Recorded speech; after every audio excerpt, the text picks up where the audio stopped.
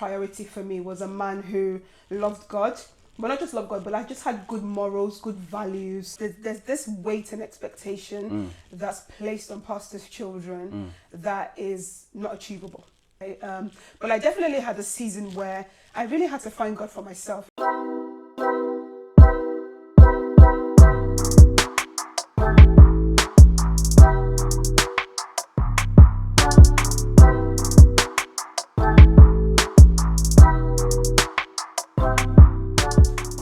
Welcome everyone to another episode of Just Everyday People with your host, Loud Jesus Baby. Thank you guys for tuning in. I hope you guys are doing well. Hope you're having a good week. So, give me a minute. Today's a pretty special day. Let me give you a little backstory because kind of the inception of this show, one of the main driving forces was this lady right here. So we would have conversations. I would go to the house. We would have conversations. And a lot of the conversation, I kind of felt like, man, the world needs to hear this. Because some of the things she's saying, man, is like... So, without further ado, I have with me a social worker, a PK. She is a vision carrier of... I think vision carrier is a good word. A vision carrier of Impact Mission. She is also a wife. You wear a lot of hats, don't you? Just a little. Just a little? Just a few hats. Just a few. Okay. Not too many, but yeah. Okay. My good friend, Jumoke. Welcome to the show. Thank you. This is pretty monumental for me. You have to give me a minute to... Because now this is really big. This is really big. But thank you so much for taking time out to come today. I hope today is as much fun for the guys as it is for me. I hope it is for you. So, alright, cool. Should we get right into it? Yeah, sure. Okay, so you were born in Nigeria. Grew up in Nigeria. Yeah. And then you came over here. So, growing up in Nigeria, what was that like for you? It was pretty good. I enjoyed Nigeria. I mean, Nigeria was all I knew because that's where I was born. So, I didn't because growing up and going to school, I had friends who always kind of talked about like going abroad, going on holiday. It was just not. It wasn't something that I wanted or inspired. So it wasn't reality for you at that time? Not that it wasn't a reality. I was just pretty content with the life I was living, and so I just didn't really think about going to London or going to America. I just thought, oh, it's cool. So yeah, I would say that I had a pretty good childhood. Grew up with my mom and dad. Okay. I would say I was spoilt. I was a daddy's girl. Oh, so, for real? Because you're the first child. Yeah. First girl. Only girl. Only girl. Only girl. Exactly. So I would say that I pretty much had I would say a good life and a good sort of parenting as well. So yeah, I was pretty content growing up, but I enjoyed my time in Nigeria. It was I did my primary school and I did some bits of secondary school as well in Nigeria, and I'm still in touch with quite a lot of friends from secondary school as well, which is it's pretty cool.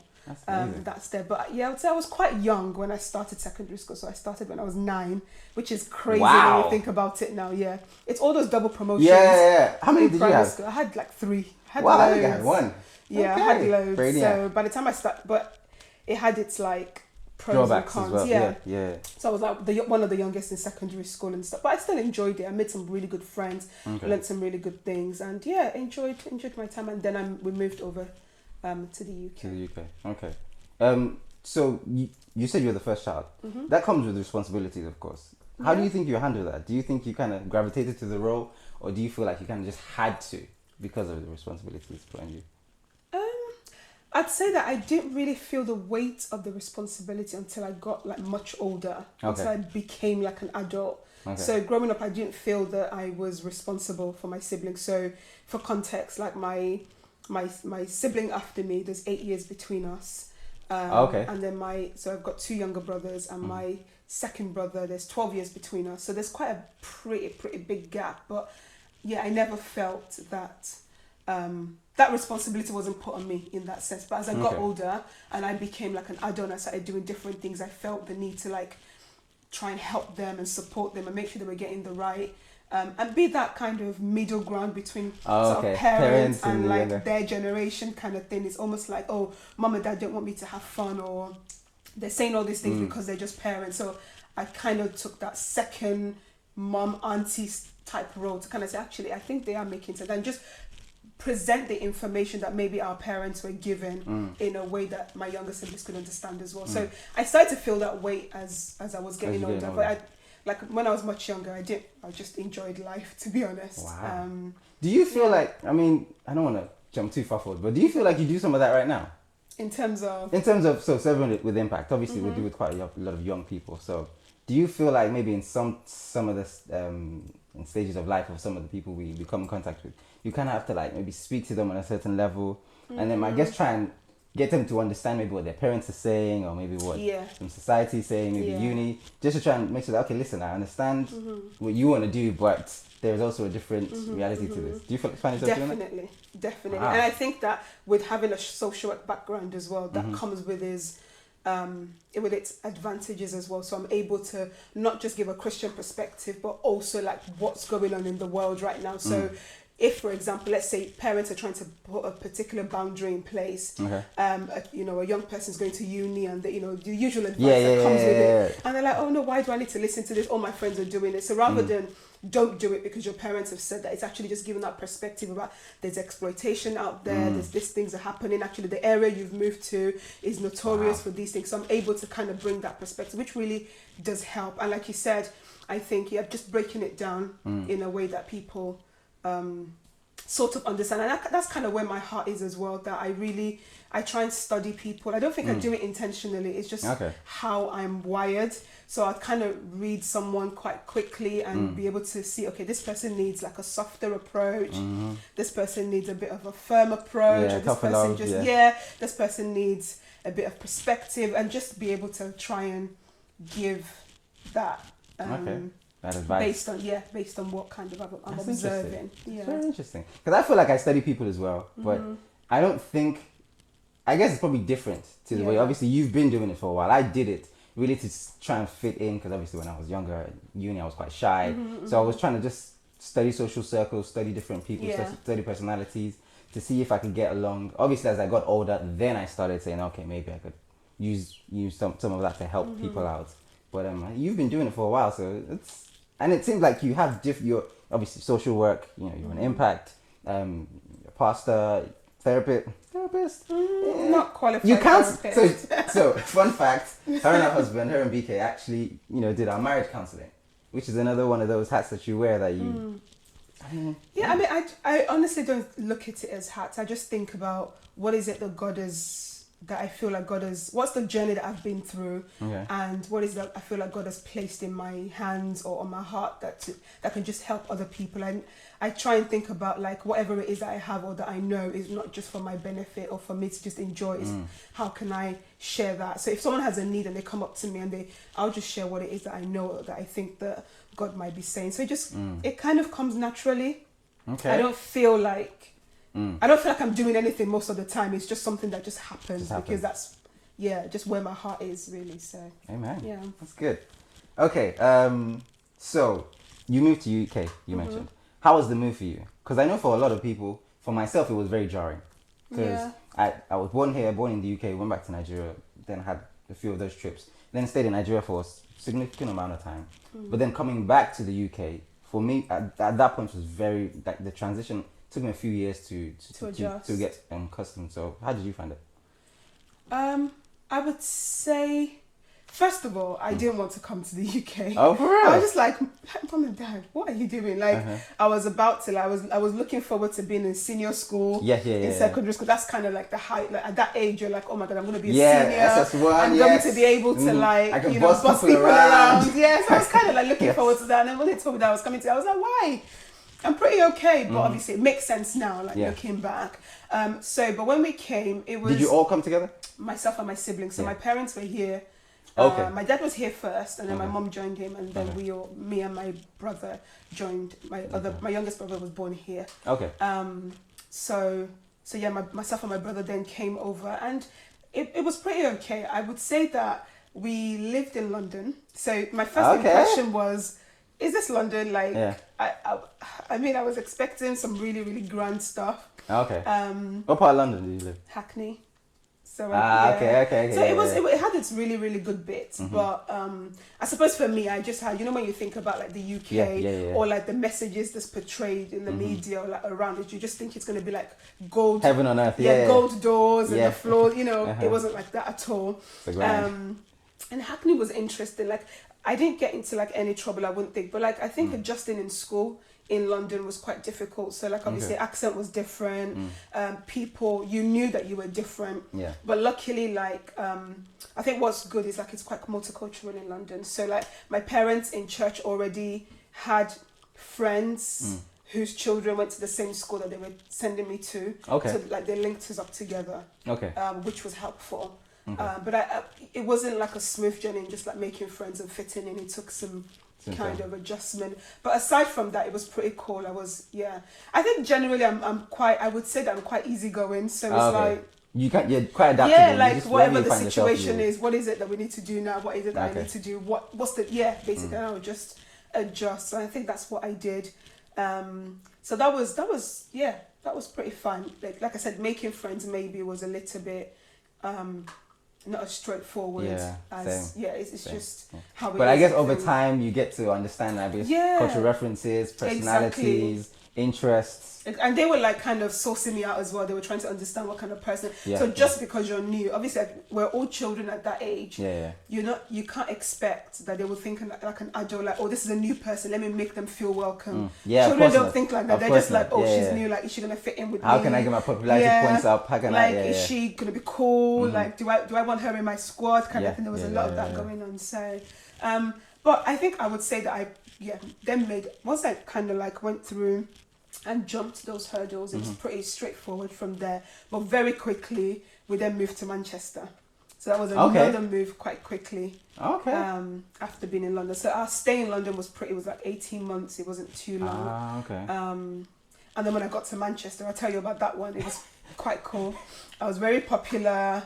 Immediately. I think at the time it was great because pop culture was just really growing. So everyone wanted to be friends with a black so what was this? What, Spice Girls era? Yeah, like, Britney Spears. What was it? There was this boy band. I can't remember what they're called.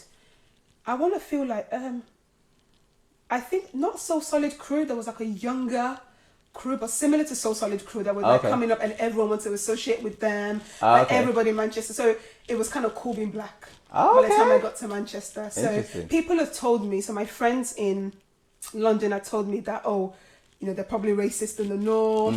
I didn't experience any of that, luckily. As soon as I got to school, everyone wanted to know what I was about. And then I don't know how it came about. They heard me singing, and that was it. I became the singer. You sing as well. How did I forget that? How did I forget that? You sing as well. Yeah. So like, I became like the singer. They were like, oh, can you sing the song? Can you sing the song? And that's how I just became popular. Wow. So I really, really enjoyed school, high school in Manchester. That I would say that's kind of like the point where I felt the most myself, in terms of like, obviously I'd grown much older then, and I was more aware of what was going on. When I was younger, I was just like, whatever happens kind of thing. By the time I got to Manchester, I think I was more aware of, okay, this is the kind of person I want to be, this is how I want to present. So that's really good. That's really, when you were speaking, another thing I was thinking about was as expats, there's a good thing that comes with moving from countries and cities. You get to know different type of people. You get to study different type of people. You get to see different type of personalities as well, as opposed to someone who's, I guess, been in one place for a long time. Because I grew up in Nigeria, born in London, grew up in London as well. Then moved to Birmingham. Birmingham is very multicultural. Yeah. Like, there's a large Asian and Jamaican, population here as well. So when I came, I could see that there was a bit of a difference, but I tried to understand. Okay, so why are Jamaicans don't think, they're different? Why are Asians and in English? I just tried to understand and study so many different personalities, but it also gave me a wider appreciation of, okay, so this person is this is different, this is different. So I think in some ways, I guess our parents didn't really know this, that they were doing this, but I think it definitely, for me, I know it. I can testify to the fact that I think it made me a well-rounded person, knowing different people and different personalities. Yeah, definitely. Yes, especially for work later on anyway. I agree with you, definitely. Makes you, it exposes you to, like you said, different cultures and different settings as well. Takes you out of that comfort zone as well. Definitely. Yeah. So, moving on to the next part of your life, you're a PK. Yes. Which is a pastor's kid for some of you who don't know. So, were you always a PK, or did your parents were they always in the ministry? Were they always pastors, or was it when they went to Manchester or London? No, I won't say they were always. So by the time we relocated to the UK and joined my parents, I think there was already some kind of... So my dad wasn't leading a ministry yet, but in the church that we were going to was already kind of a minister. In London? In London, yeah. Okay. So there was already kind of like talks and people, you know how people, it's kind of like, They're they're already referring, referring to him as a pastor, but without the title kind of thing, and like he would pray for people. So we already started to see it. Okay. But it wasn't until we moved to Manchester that he then was officially sent out. Okay. And we started he started the parish in Manchester, yeah. Okay, so I have a question. Okay. Now, this is something I've been thinking about. Yeah. Now, I'd imagine it's probably a question a lot of people have thought about. And I wrote it down, so let me just read it to you how I wrote it. Okay. So there's a saying that PKs are the wildest children, right?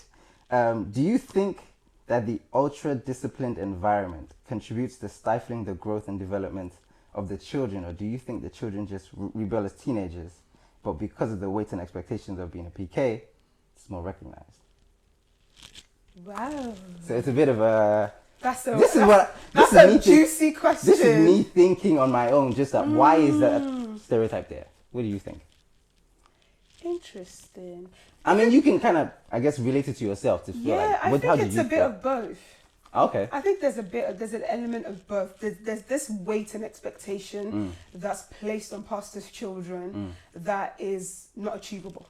That's the truth. There's an expectation that's not realistic that's placed on them. Like it's almost like you have to be a superhuman. You have to be a super teenager. You have to be a super adult. But actually, you're just like any other young person going that's through growing ups up. And downs, going through exactly. So I think there's definitely an element of that where there's a lot of pressure that comes with that from society, from those around that. It's just because you're a pastor's child, because your father or your mother is responsible for preaching or sharing the gospel. It's almost like you should know, you should be able to... You should know better. Yeah, why would you do this? Yeah, you should be the first to kind of follow those instructions kind of thing.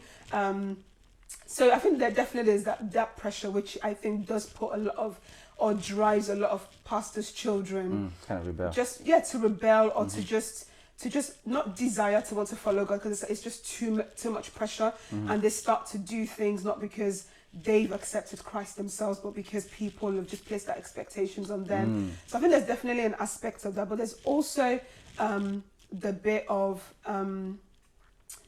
just not just like what pressures people have put on, just the fact that they're just growing like any other teenager, like I said. So in society they will face the same hurdles that anyone else is facing as well. So so I would say that it's a bit of both influences. I can't say. I think the pressure from society definitely plays a big part. I don't think that pastors' children are any worse than that's any what I was other thinking. Why would it be any different? Why would it be any different? Yeah. I don't think so. I think that they're just like any other young person, any other child that's growing up. But it's just those expectations. What's expected, what people expect that you're supposed to behave. That's what makes it different, and it makes it kind of blows it out of proportion as well. Like it magnifies the behavior. So if you see a child that's not a pastor's child and a child, if they're doing the exact same thing, the pastor's child will be blown out of proportion because it's the expectation that's placed on it. So how did you handle it? Good question. How did I handle it? I think that because looking from the outside, you pretty much handled it pretty well. I mean, we thank God. We thank God. As I said, no, I wouldn't say that I was like, or I am still like, we're all still kind of like trying to figure out this journey of faith and stuff. I think that for me, definitely there was a season in my life, especially, and I shared this story very, very openly with those around me, that there was a season in my life around like year 10, and college. Okay. That I would say that I was kind of like this pressure is just too much. So you felt it. I felt it in the sense, and I'll tell you. So up until that point, I didn't really have many requests. Okay. Do you see what I mean? That my parents would be like, no, or you can't do this, or you can't do that. Okay. So I was pretty like, I just kind of went with the flow sort of thing. But I started noticing the more I started to request things. Oh, can I go on holiday? Can I have sleepovers? Can I do this party? And I was met with no. Then that's when I started to feel like, oh, okay, so why is it different? Why is that my friends can do this and I can't do this? Okay. Did you get that answer? What, the answer of why? Yeah. I think my parents tried their best. Yeah? That's what I would say. They tried their best with what they had. Okay. Yes. Okay. No, I won't lie to you. We actually do give our parents a hard time. Me looking back, I felt like I gave them a really hard time. I think being an adult now, obviously, I look back and I think, you know what, they tried their best. And they tried to give explanations. They tried to kind of say, why not? So I felt the pressure in that sense. But aside from that, I lived a pretty normal life, I would say, like any other young person. At home, my parents didn't really put too much pressure on us. We were a very, very like close-knit nuclear family, and there was a lot of fun. There was a lot of laughter in our home. That's always good. So which I really, really cherish, and I'm really glad was part of my upbringing. So they didn't really make us feel any different in that sense, or my parents didn't say, oh, because we're pastors, you must do this or you must do that. Until like I think I got to a certain age and I wanted to do something different. And they started to be like, okay, actually you need to come to church. You need to, not that I didn't want to go to church, but it was most like, well, why? Well, why must I go every Sunday? Well, why can't I go to a different church? And I suppose it's those extra, and they just tried their best to kind of explain why not. But generally, I've heard some other pastors' children talk about their experiences. And mine was pretty chilled compared to some of the stories that I've heard. I would say, but I definitely had a season where I really had to find God for myself. Like it couldn't be just about my parents, sort of their faith. It had to be my faith, and I think that the journey I went through when I said from year 10 to like college, where I would say like was my rebellious phase. I think I needed to go through it, and at the end of it, I made the decision myself that this life is not for me. I think I'd rather do with God. This is not for me, kind of thing. And so, but I think that worked quite well because I was able to like kind of just experience whatever it is I thought I was missing out on, but actually I came to my own kind of conclusion that lifestyle wasn't for me, and I started to make adjustments where I could. And obviously I would say that it's just God's grace. I didn't want to give the Christianese answer first. No, it's fine. It's fine. But ultimately, ultimately I would say that it's also God's grace as well, because just like I said, just like any other young person figuring out life, and any other adult now figuring out life, that's just the state of things. So, but I would say that there was some teachings that I would say we had in our household that was definitely useful.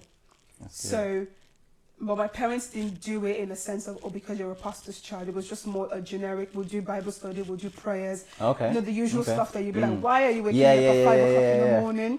And now when I look back, I see how that shaped. I won't lie to you. When you just mentioned that, I remember. Did they take you back? It took me back to a time when my mom would be in a room and she would call everyone every night, regardless of whether it was light or not. Come, we're going to pray. And it would be pretty much the same scriptures, 23, 91. Just have to recite it, and let's just pray to God. And we're like, why? The same night. But then once you build that repetition, you get to understand why. And it's interesting. There was one of those psalms that when I think about it now, it's making sense why we read it every morning. Because it was like you were basically speaking a word into your day. Do you know, you were saying positive things, but at that time, we just, as a child, you're just thinking, I'm just reading the Bible. I'm just reciting the Bible. Actually, what they were making us do was just confess with our own mouth what it is that we want to see in our day and in our it was okay. It wasn't too bad, I would say. And I'm really grateful for some of the precepts, as you would say, and the things that the principles that they left with us, definitely. But yeah, I'll stop there. I think just before we leave that topic, I think we need as a community, as a Christian community, we need to kind of like self-assess ourselves, because I understand we're quite hard on ourselves, obviously, you know, we're carrying something that the world needs. So the idea is the vessel should be as good and as clean and as presentable as possible. But putting that weight of expectations on younger people who are pretty much finding themselves, you know, that pressure that, you know, that you kind of explained, I think we can do better of loving them from a position of understanding. Do you understand? Just saying, here's a teenager. Or this person is a young adult. This person would have their highs and their lows, as well as my children, as well as someone else's children. You know, looking at them from the vision of, okay, this person is the pastor's child, so this person has to be perfect, or else. I think we can do better. I think we can do better. Yeah. I agree with you, definitely.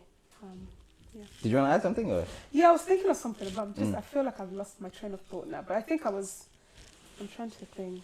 No, I was just going to say that I agree with what you're saying. I think that there is something about loving people, but not just so. For me, what I would do differently, or I would try to do differently, is God's grace. You know, there's a lot of things that parents say, I'm going to do this, I'm going to do that, but you just don't know. I think that when we change our perspective of owning children and actually remembering that you're stewarding, you're not there, you know. I think there's a lot of pressure that parents put on themselves as well. Like, my child must be this way and that way because it's a reflection of me. Exactly, yeah. But I think if you start early on to actually understand that if this child, God is more interested in this individual than I will ever be, regardless of whether I was the one that gave birth to them or not. Do you see what I mean? God is more interested in their journey. So as long as I try my best and instill what I need to instill, we need to give that room for them to grow as well and find themselves and pray and intercede for them as well, rather than you must do it, because I think sometimes some of those pressures and expectations are because it's sometimes you think, is it for the child or is it for the parent and their image and their sort of how they're perceived by those around them. So I think if we change our perspective and actually think about the way we love on people generally, it would help. It will help some of those pressures and some of those things. I really love that. Guys, we are having some good dialogue here. Honestly, some really, really good stuff. How you guys are taking notes? But thank you for that. Okay, cool. Thank you for that. So my next question is kind of transitioning a little to from PK side to let me get into it. Okay. So another one of those questions. Okay. So you grew up in the era of the modern woman. I can do all by myself, ultra independent, I don't need a man, that career woman. Would you consider yourself a modern woman or more traditional? Ooh, I've never thought about that. Really? I think I'm a mixture of both. Okay. Yeah, I think I definitely have. I'm very big on culture. Okay. And Nigerian culture, whatever culture it is that I've so I'd say that I'm like a mesh of the different cultures that I've been brought up into: Nigerian, British, Christian culture. Because that's exactly. Okay. So because I think sometimes we mix being a Christian with being African or Jamaican or whatever. Like they're different things. There are some things that we do not just because we're Christians, but because we're come from this culture. So I'd say that I'm a mesh of all of this. So I would say I'm a bit of both. Okay. I would say that I am, definitely that modern, career-driven, independent woman. Okay. Kind of mindset. I would say that I have elements of this, but I also have my traditional sides as well. And I think there's a place for both. There's definitely a place for both. I love the way you say that, because I feel like people who kind of lean towards the modern woman tend to reject the idea of I don't need a man, tend to embrace the idea of I don't need a man. I can do it all by myself. Whenever I'm ready to settle down is then whenever I will do, if I want to. And they don't understand that there is a place for both, but obviously at some point, one ideology is going to have to supersede. But I feel like... No, I agree. I think that sometimes, depending on personalities and people's journey as well, I think shapes the way they think and why So it's not just because they want to be independent and be isolated from men or be away from men. Sometimes people's life, their parenting, their experience, the men in their lives, what they've seen them do or experienced them do, can kind of put them in a place where they're rejecting of that. So I don't think it's just because they're like, oh, I can do this by myself. I think sometimes there are some psychological reasons or maybe some trauma, whatever it is, that can influence that thinking. So I do agree with you that sometimes we can take it to the extreme. It's almost but I think that's what society teaches. It's almost like you choose either this or or. you choose that. Yeah. But actually there's a way that both can blend really beautifully. And that's what I was saying at the beginning. I think it's about the individual at the end of the day. I think that your life and the way you live, it doesn't have to mirror the other person. Like you're an individual, you are who God has called you to be, sort of thing. So it's that confidence to be able to grow and develop into that woman that you think that God is calling you to be. And sometimes that's been that goal-driven, career-driven, and traditional as well. It can be both. I would say that that's what I am at the moment. So I'm married. I would say that there are aspects of our marriage where I would kind of see BK as the head, that sort of all those kind of notions. But at the same time, being married and being submissive and being has never stopped me from chasing my career. So I'm very, very career driven. Wow. Love what I do, really, really passionate about what I do. So I keep going, and it's just, in fact, we push each other to do better as well. So I think that there is a place for both. That's a good word. Certainly. I'm glad you brought it up because I'm going to bring it up later on. Okay. But we'll talk about it. Okay, cool. So, I wanted to say as well that I agree with you. I think there's a place for both. So for myself, I do believe I have traditional mindsets as well as modern mindsets. So I guess the traditional mindset would be the man goes to work and the woman stays at home. But I embrace the fact that my wife wants to work. I embrace the fact that she wants to do more. I'm very clean. I'm very homely. I'm very nurturing. So if it so happens that when we have children, I wouldn't mind being the primary caregiver if that kind of came up. But the idea that only one person should do it, all that stuff. I do, like you mentioned, I do think there's a place for both of them, as well as each personality. Okay, what do you think works for you? What do you think works for both of you? So exactly. I completely agree with you in that sentiment. So this one is a very interesting one. Okay. I'm not trying to be rude. Okay, go on. But please just follow the line of thought. Okay. So traditionally, women tend to date up. In the sense of hypergamy. They're looking to date the best man they can with the most money. I guess the idea is just passing on your genes and the best possible vessel, I guess. So when you met BK, you had you had your house already. You've been through a number of cars, killing it at work. And BK, thank you, by the way. And BK was pretty much just getting going. I think he was studying, just finishing off his masters or in and around that time.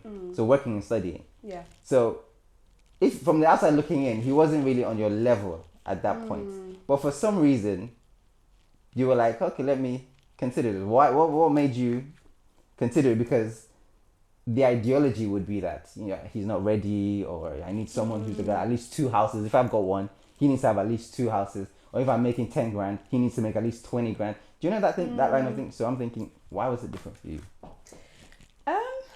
Good question. First of all, I think that our definition of what's the word? What's the word you use? Hypergamy. Yeah. So our definition of what it means to be dating someone who's, I don't know, more successful than you or better than you. I think that needs reshaping, redefining kind of thing. I think that it depends on the individual's definition. I think society again puts a lot of pressure on men and on women, unless material things, for example, unless he's got this or got that, then you're settling in a way. But I thank God for the parenting that I had. I've just never really thought that way. My priority in terms of being with someone at that stage of life when I met BK, I would say was being with. So I'm not saying I've not had those thoughts before. Okay. But I think that my experiences and past relationships really changed my perspective, and I realized that actually what was priority for me was a man who loved God, but not just loved God, but just had good morals, good values, was able to just really be with me, accept me for who I am, and that was priority. So for me, when I met BK, after like finding more about him, I felt like I was winning. So I don't know how other people saw it. For me, I thought that I'd hit the jackpot because obviously I know what men are like.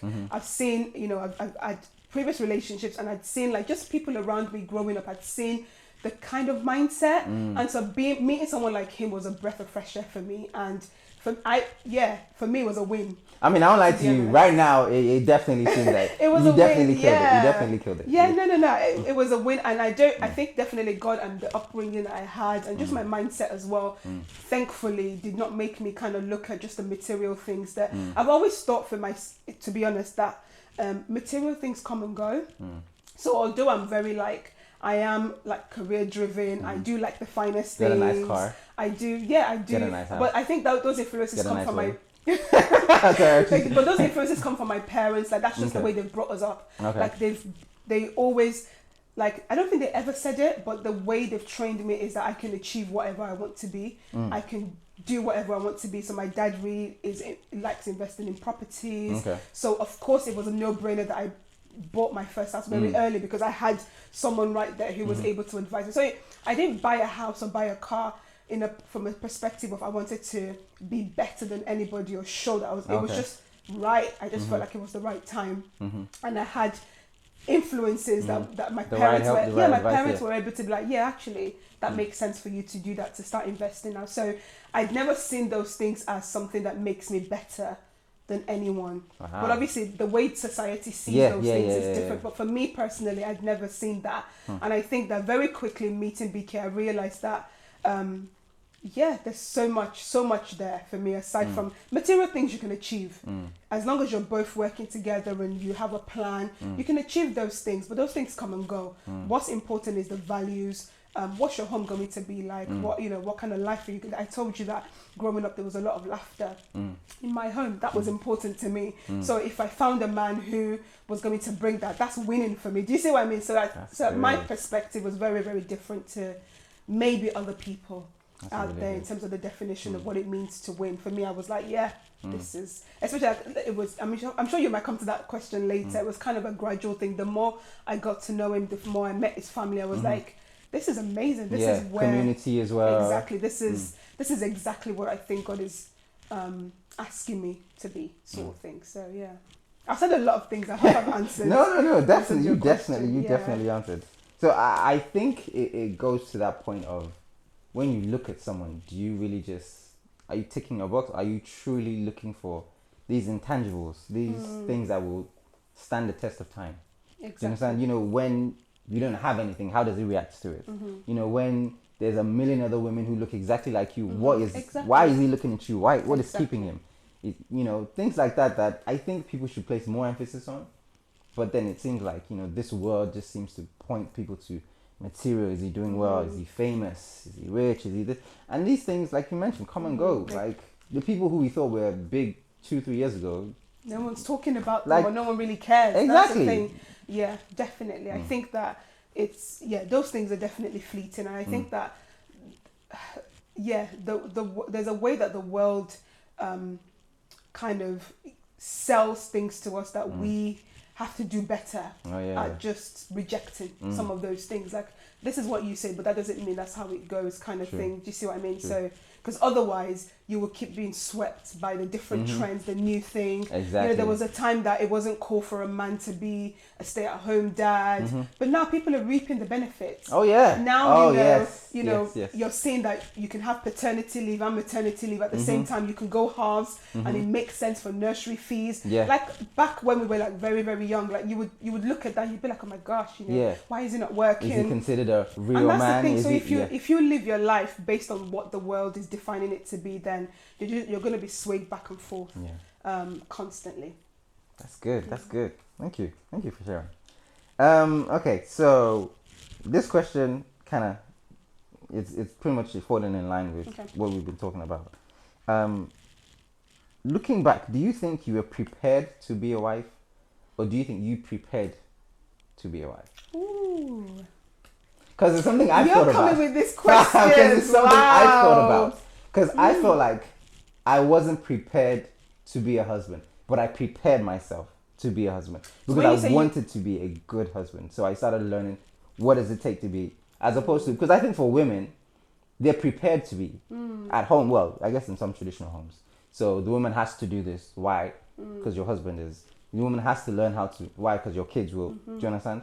So that's kind of what I guess the question came from. So when you say you were prepared, you mean by like others Parents. around you, like Parents, your parents, others, your yeah, adults? exactly.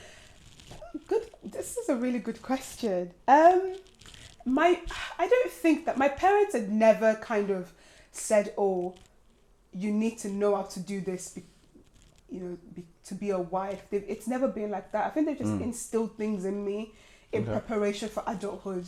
Oh, okay. So I never felt like they were kind of grooming me or preparing me for being a wife kind of in that way. But obviously some of those things that I've learnt has really helped. Like in our household, for example, it wasn't the typical traditional household. So like my dad is a main, for a long time he's been a full-time pastor. So ministry is kind of his main role, whereas my mom has been doing the more traditional going out to work. Do you see what I mean? So they're both very, very stressful jobs, but obviously it's different. One is like more in the traditional sense, one is more in ministry. So it was very different, the dynamics. My dad will come in and similarly, like you were saying, it would be like, he would just pick up after things, he would arrange things in the kitchen. Sometimes he would be the one to like cut the fish. I remember those memories, like we would buy like whole fish. And he really loved that. That's the things that he loved to do.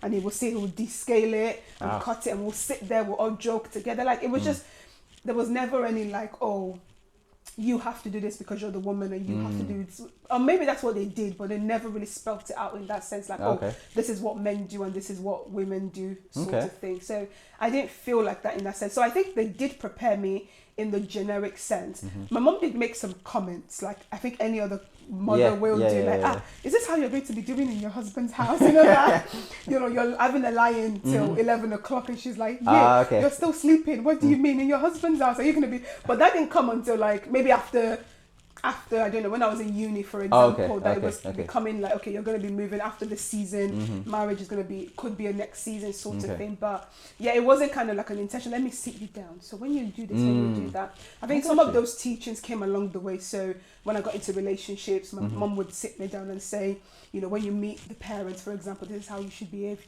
although those are the kind of things I did anyway. Like So yeah, like I said, so culturally, and for those who were Nigerians, so for example, Nigerians will kneel to greet and stuff like that culturally. But that's something that I did, not because I felt like I had to. It was just something, like I said, that mesh between that traditional and modern. Like I just wanted to respect, because that's what Nigerians do. That's what I did. So I wouldn't have gone into like a person's home and not do that, because that was just part and parcel of me. So they didn't kind of say, we do this because you're going to need it to be a wife. It was just kind of, we just do it because that's our culture.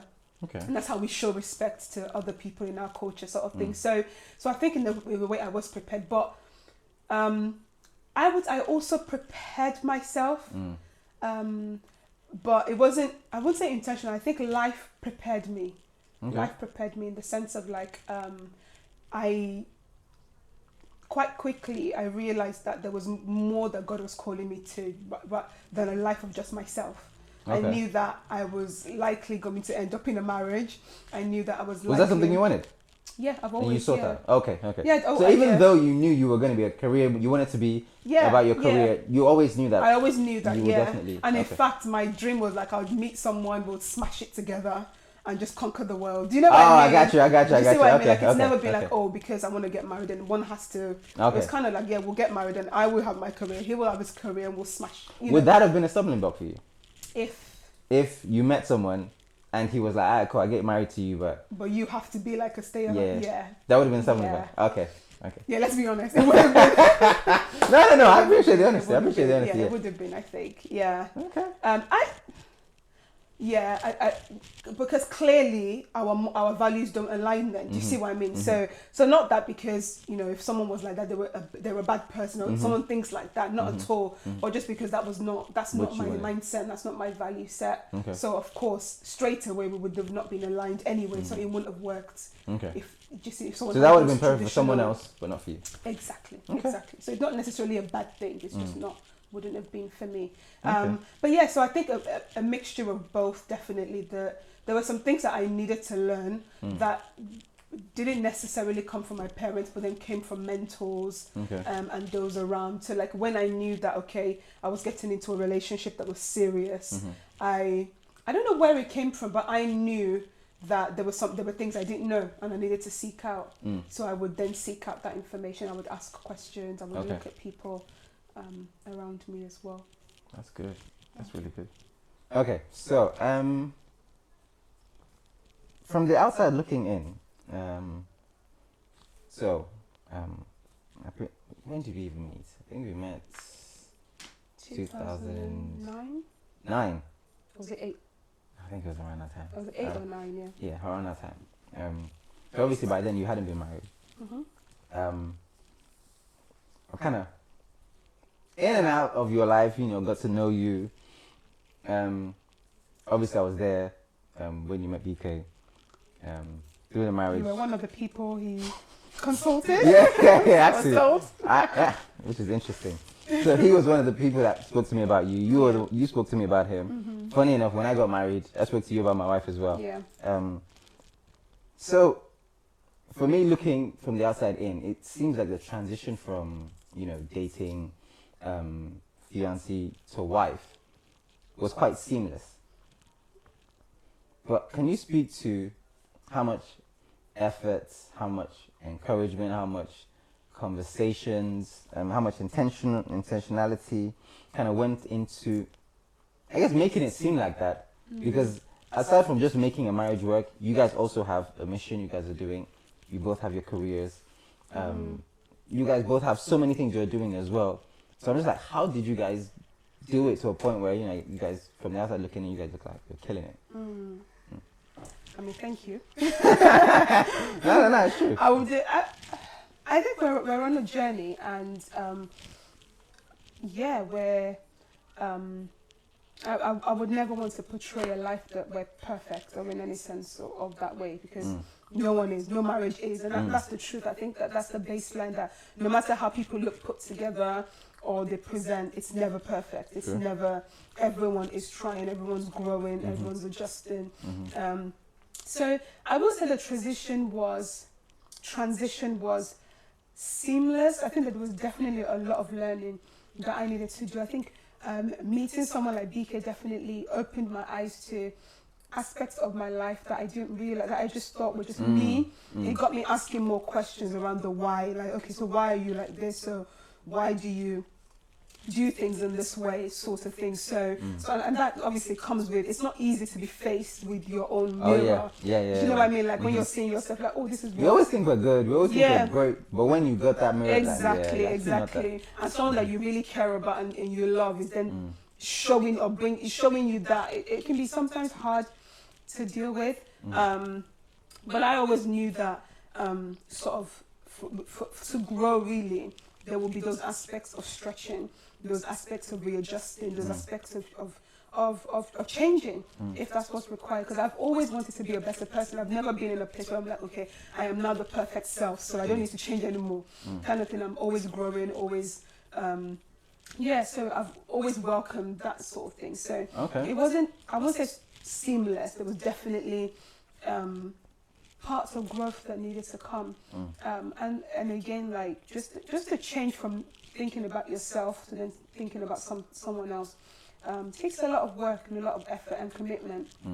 I would say I think that you have to be ready to be selfless, really. Especially when you're married, you have to be ready to be selfless, because otherwise it's going to be really difficult. So I think that perspective really changed. It doesn't mean that, or means that, okay, I don't want to be selfless, it's not, it then came easy. There's still things that, needed to be worked on and dropped. So I don't know if I'm answering your question specifically, I wouldn't say it was seamless. I think it's still work in progress. It's still something that we're working on. And our desire is just really to be sort of the better versions of ourselves and really be who God is calling us to be. And I think that's our drive, that's our motivation to do things, rather than just, it's to please God. Okay. And obviously please each other, but ultimately to please God. So if it pleases God and God is in it, then we'll do it regardless of how hard the sacrifices. That's good. That's good. I think one of the things I admire about you and BK, I haven't spent so much time with you guys, is you guys go through it as well as every other couple, but you know how to go through it. So that means that, so for example, if there's a hill right there and everyone falls down, the way you guys fall down is different. So it's the way you fall down, nobody would know you guys tripped. You understand? Really? So for example, you both go to, maybe you guys just had a fight. And then you'd be worshipping someone else. Nobody would know you guys had a fight. Do you understand? So it's like, you know how to take your losses well. You know how to like maybe correct each other in love well, to a point where your response is not so visible to the world that, oh my goodness, we just had a fight. It's more so, we're good. You know, I still love BK and I still love Jimmy. Do you understand? So for me, I think one of those things is, because it's not easy. Yeah. It's not. You have seen a lot of our L's, you know, so I think I can be as honest with you, you know. Of course. We've had a lot of, you know, just understanding how to handle, okay, cool, it's not going my way today. How do I have the rest of my day and not ruin it? Or how do I not ruin the rest of my week? You know? So it's one of those things that I've really, really watched you guys and admired the way you guys do it. I don't know if you can speak to how you guys do it, but... Was it a conversation you guys had early on as to how? It's a constant conversation that we have. Okay. So I think that, and that's really important in marriage. I don't think that it's kind of like a one-time thing. I think you just have to just understand why, like, you know, what is it that you're doing. So for example, like we kind of agree that the way our values work. So our values are very, very much aligned. So we believe the same things. We kind of have the same ideology. The process is different. We have different processes to things, but the outcome is always the same. Like we have the same values, we have the same outcome, sort of thing. But we've always kind of just, I suppose maybe the position that we're in and the position I've always kind of been growing up is just to think outside of myself. Okay. So even if something was like falling apart, I'm not saying it's easy, it's God as well, and someone had a need, easily I would just drop what it is that I'm going through and support that other person. Doesn't mean that my life is perfect, it just means that someone has a need right now, and somehow my need will be met as well. Do you see what I mean? So I think it's just that kind of mindset. So we're never in a place where we're like, oh, we must show the world that we're perfect. Not at all, because we're far from it. But I think it's always that, what is the impact that our behavior is going to have? What's the impact that our behavior is going to have on other people? Okay. So if I present in a certain way, is it going to disrupt the situation? Is it going to disrupt people? And it's that kind of, it's less about us and how we're feeling, and more about what needs to be done. Why we're in a space. You see what I mean? So it's that kind of mindset of, it's not just about me. So if I'm going to worship somewhere, for example, like you said, the purpose of me being there is not about me. It's either because God has sent me there to go and lead something or share something. So why would I then allow something that I know is going to be resolved at some point, might not be resolved now, but will be resolved at some point, then ruin that? So I think it's been a constant, it's something that we talk about, and we agree on, kind of thing. We remind ourselves that, okay, we're going to do this. Remember, it's not about us, it's about God, you know. And we just come to an agreement. And so it's not always easy. It's not always easy. So, but it's just, we just talk through it. We talk through it and we agree on. Wow. Yeah, it's not the easiest. I understand, and obviously we go through it. We say to you guys all the time. Sometimes, you know, where we meet you and we've just had an argument, but because you can't see it, doesn't mean it's not happened. It's just because we know that it's going to be resolved at some point. It's more like that, you know, that thing of, don't worry, I'll deal with you when I get home, kind of thing.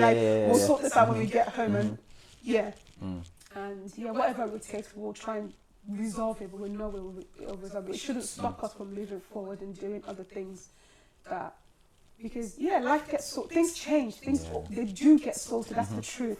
It might not feel like it right now, it might feel like a mountain, it might feel huge, but it gets resolved at the end of the day. Like I always, even in career, that's always the mindset I've always had.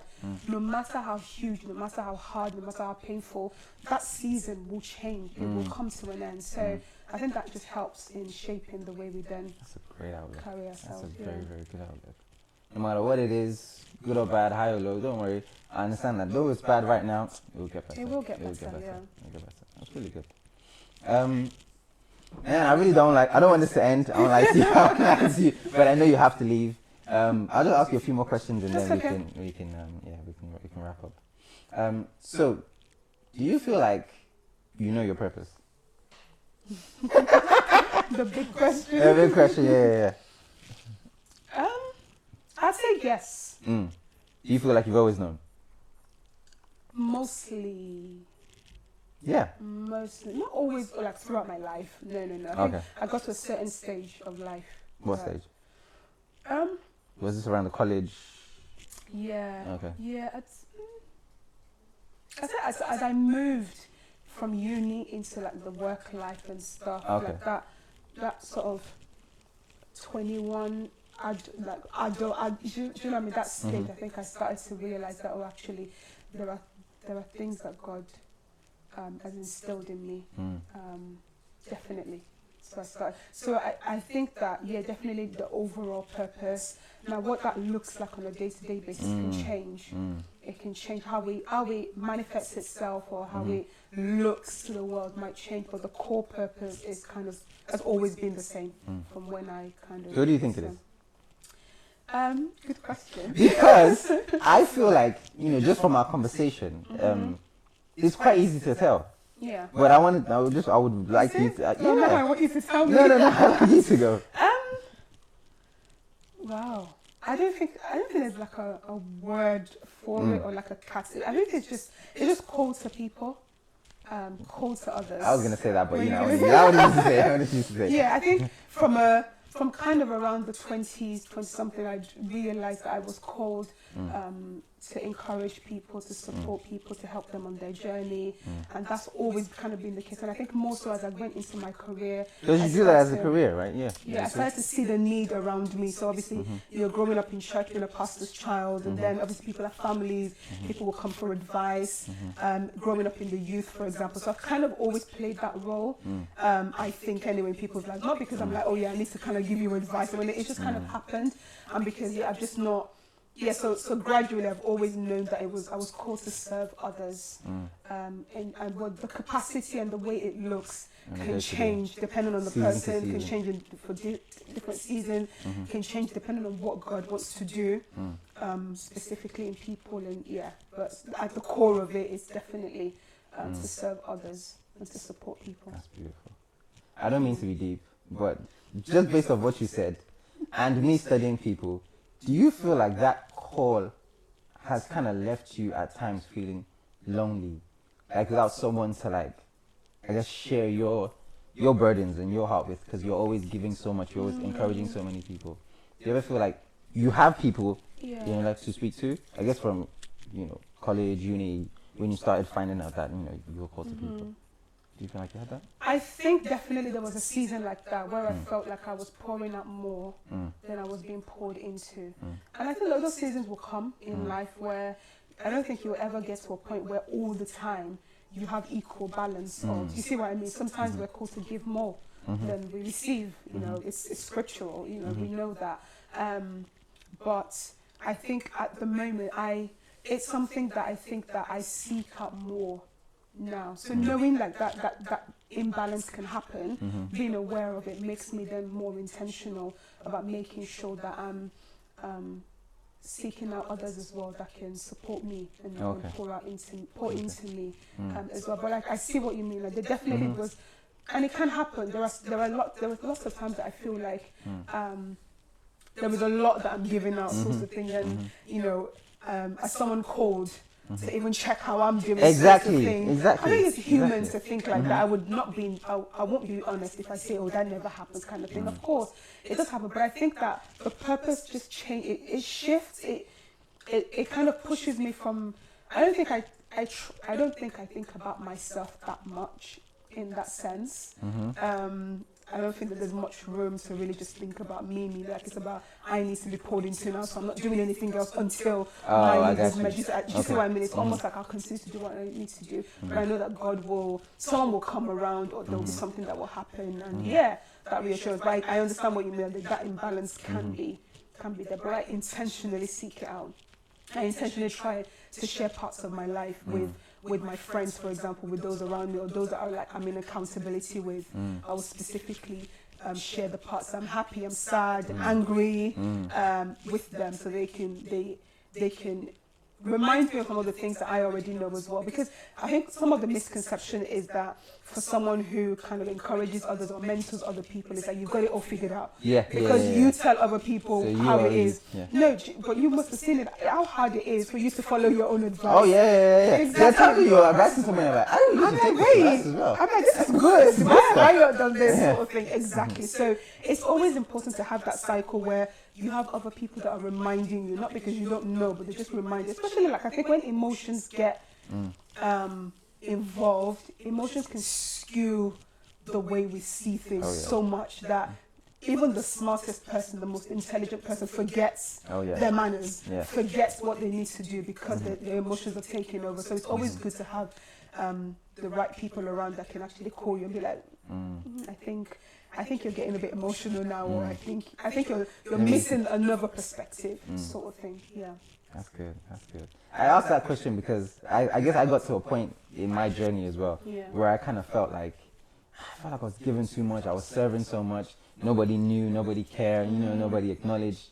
And then I was like, so then I had to kind of go back to, okay, so why am I doing this? Am I really doing this to get the love, to get the likes, to get people to say something? Or am I really doing this because God said I should do it? God said, the need is there, you can feel the need, you might as well do it. So for me, I started going back to God. So that cup that you were talking about, when I would always pour out, I would always go back to God to make sure, it was filled, because I kind of felt like He was the only one who truly could understand what I was thinking, going through.